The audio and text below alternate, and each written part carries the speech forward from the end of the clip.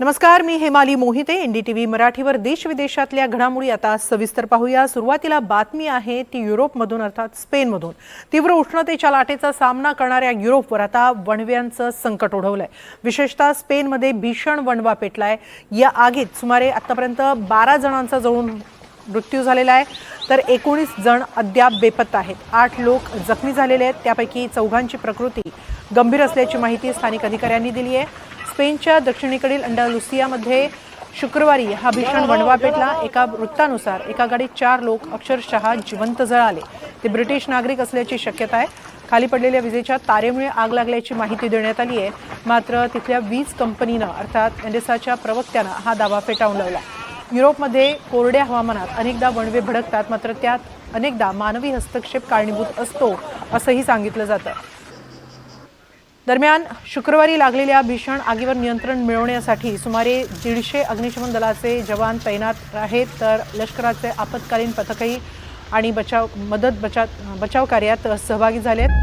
मृतांमध्ये बहुतांश नागरिक हे परदेशी पर्यटक आहेत. यातील अनेक जण हे कारमध्येच किंवा कारजवळ मृतावस्थेत होरपळलेल्या अवस्थेत आढळून आले.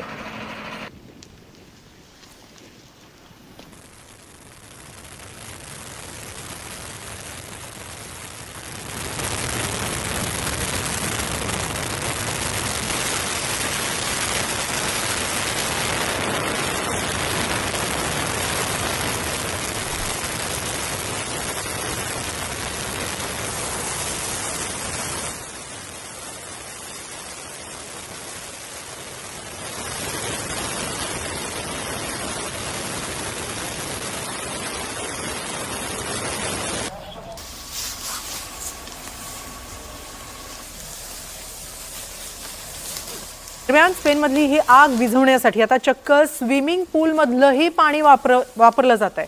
तर अग्निशमन दलासह सैन्याच्या 220 जवानांनाही आग विझवण्यासाठी तैनात करण्यात आलेलं आहे. आतापर्यंत आगीनं सुमारे 3200 हेक्टर वनजमीन आणि शेतजमीन व्यापलेली आहे. अंडालुसियामधील अल्मेरिया हे एक प्रसिद्ध पर्यटन स्थळ आहे. स्पेनमधलं कोरडं आणि उष्ण हवामानामुळे ही आग आणखी पसरत चाललेली आहे आणि हीच आग आता विझवण्यासाठी थेट स्विमिंग पूलमधलं पाणी वापरलं जात आहे.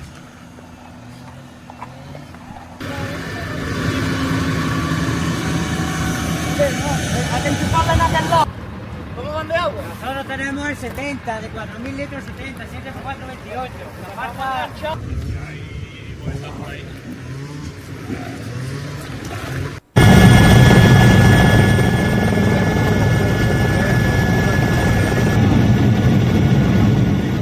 युरोपमध्ये उन्हाळ्यात वणवे लागणं हे नित्याचंच झालंय, मात्र गेल्या काही वर्षात यात वाढही झाली आहे. पाहूया वाढत्या वणव्यांमागे नेमकी काय कारणं आहेत ती.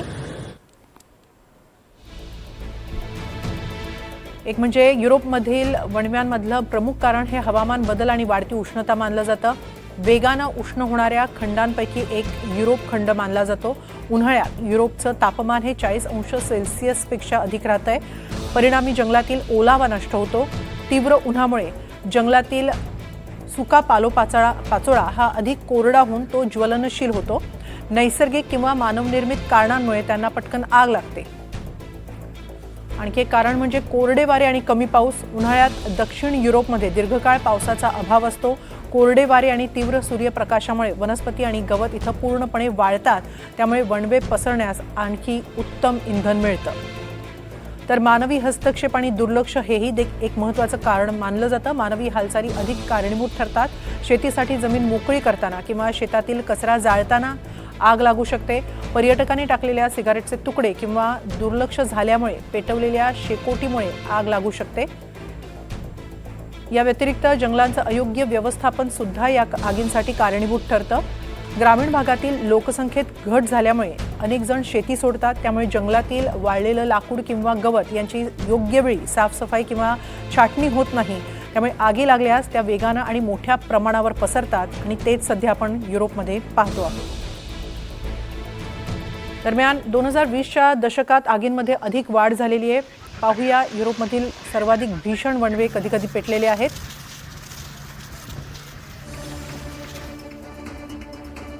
2023 मधील ग्रीसमधील वणवा. उन्हाळ्यात ग्रीसमध्ये सर्वाधिक भीषण वणवा लागला होता. तो 2023च्या उन्हाळ्यात सुमारे 96,000 हेक्टरवरील जमिनीवर ही आग तेव्हा पसरली होती. युरोपमधील वनसंपदेचं यावेळी अतोनात नुकसान झालं होतं. त्यानंतर 2022-2025 मधील स्पेन पोर्तुगाल मधील वणवा. युरोपियन युनियनच्या आकडेवारीनुसार अलीकडच्या वर्षांमध्ये स्पेन आणि पोर्तुगालमध्ये वणव्यांमध्ये प्रचंड वाढ झालेली आहे. 2025 मध्ये 10 लाख हेक्टरपेक्षा जास्त वनक्षेत्र जळून खाक झालं. स्पेन आणि पोर्तुगालला यात अधिक फटका बसला. तर 1949 मध्ये फ्रान्समध्ये वणवा लागला होता. लँडेस जंगलातील आग ही आधुनिक इतिहासातील सर्वाधिक प्राणघातक आग किंवा प्राणघातक वणवा मानला जातो. 19 ते 25 ऑगस्ट 1949 दरम्यान ही आग लागली होती. सुमारे 50,000 हेक्टर जंगल यात जळून खाक झालं होतं. तर 82 नागरिकांचा मृत्यू झाला होता.